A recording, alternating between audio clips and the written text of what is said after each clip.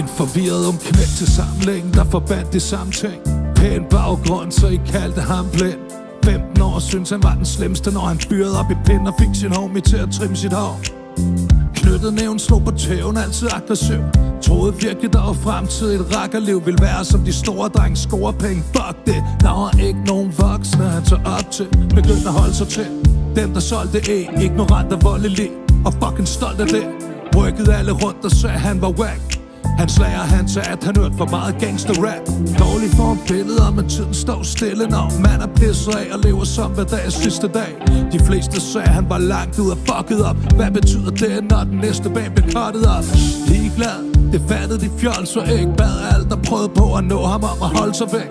Han var jo bare en lille aalborgenser, prøvede på at holde det gangsted og bibeholde ansvar. Havde også de panser og autoriteter.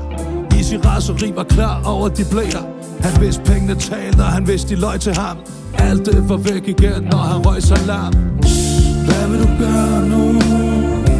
Hvor vil du nu vende hen? Du er blevet star nu. De dage kommer aldrig igen. Hvad vil du gøre nu?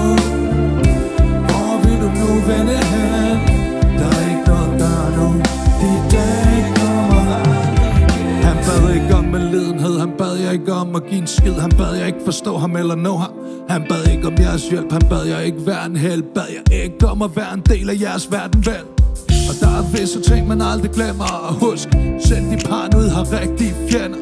Han var jo ikke en dårlig dreng, men såret sprang. Og han havde sådan en trang til at ryge og drikke året langt. Smerten gennemborer ham som et skudsår. Håbede han gik kult, når han skar sin egen pulsår. Det kunne være det samme, nu havde hele verden ham. Led under alt det, den selv lærte ham. Ville han ændre noget, hvis han kunne leve sit liv op? Det er tvivlsomt, det er det, der gør, at han kan skrive sådan. Selvom han er vokset op og blevet halvfed, så blækken i hans krop, han er ned for altid. Hvad vil du gøre nu?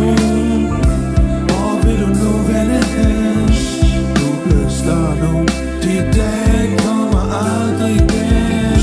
Hvad vil du gøre nu? Hvor vil du nu vende hen? Der er ikke noget at gøre nu. De dage kommer aldrig igen.